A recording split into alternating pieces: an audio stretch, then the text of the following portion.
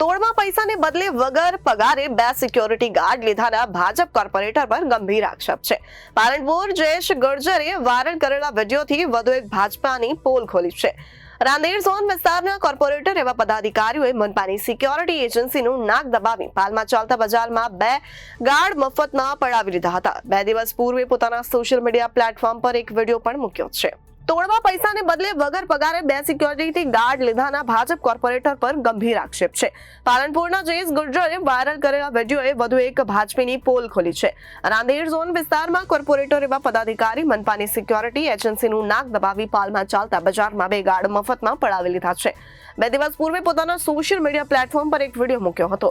Corporator security guard સાથે દાદાગીરી કરી અને તેની એજન્સીની યેન કેન પ્રકારે 15 દિવસ હેરાનગતિ કરી હતી. પરંતુ કોર્પોરેટરના પાલ વિસ્તારમાં તેની જમીન પર ચાલતા એક બજારમાં 2 વોચમેન પગાર વગર મૂકવાની માંગણી કોર્પોરેટર દ્વારા કરવામાં આવી હતી. નમસ્કાર મિત્રો, હું જયેશ ગુર્જર, આપનો મિત્ર. આજે આપની સમક્ષ આવવાનું એક અલગ જ કારણ છે. સમજો કે એક હાસ્યાસ્પદ કારણ છે, કોમેડી કારણ છે. આપણે અત્યાર સુધી પોલીસની બધી વાતચીત કરતા હતા. હવે આપણે ભારતીય જનતા પાર્ટીના એક નગરસેવકની આજે વાત કરવા માટે આપના સમક્ષ હું આજે હાજર થયો છું. તો અડાજણ વિસ્તારના અંદર 9, 10, 11 વોર્ડના જેટલા પણ ભારતીય જનતા પાર્ટીના કાર્યકર્તાઓ છે એ લોકો માટે ખાસ કે તમે લોકો આટલું ગ્રાઉન્ડ પર મહેનત કરો છો પણ તમને ટિકિટ નથી મળતી, પણ એક એવા કોર્પોરેટરને ટિકિટ મળી, સાથે સાથે એક મોટો હોદ્દો પણ મળી ગયો એને. હવે કોર્પોરેટરની વાત આપણે કરીએ તો એ કોર્પોરેટરે એના ખિસ્સામાંથી 25,000 રૂપિયા નથી નીકળતા. એ આવા કોર્પોરેટરને ભારતીય જનતા પાર્ટીએ ટિકિટ આપી છે. હવે એનું કારનામું હું તમને બતાવું. એક કારનામું તો બહુ જૂનો છે કે સમોસાની દુકાન પરથી એની વાઈફ 1 કિલો સમોસા ફ્રીમાં લઈ જતી હતી કે તારે રોડ પર લારી મૂકવાની હશે તો તારે સમોસા તો આપવા જ પડશે. પણ હવે સમોસા કરતા મોટો કારનામો એનો હવે આવ્યો છે, ધ્યાનથી સાંભળજો.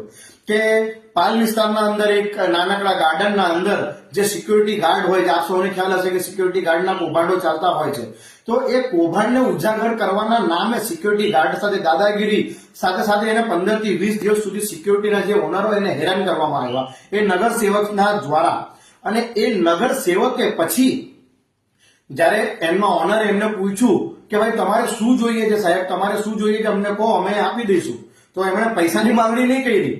એ નગર સેવકનું કોઈ કોમર્શિયલ કોઈ કામકાજ ચાલે છે આપણા જ વિસ્તારોના અંદર, કે જે કોઈ બજાર ટાઈપ છે, એના માટે એને 2 વોચમેનો માંગી લીધા કે ભાઈ મારે 2 વોચમેન જોઈએ. હવે 10-20 હજાર રૂપિયાનું મામૂલી વોચમેનને પગાર આપવા માટે આ નગર સેવક પાસે પૈસા નથી અને આવી રીતના તોડના રૂપમાં 2 વોચમેનો માંગે છે. હવે તમે વિચાર કરો કે કયા હોઈ શકે છે, કયા નગર સેવક એક ઊંચી પદવી પર અત્યારે બેસેલા છે અને આવી મામૂલીઓ પણ તોડ ટાઈપ લોકોને હેરાન કરવાનું કામ એ કરતા હોય છે.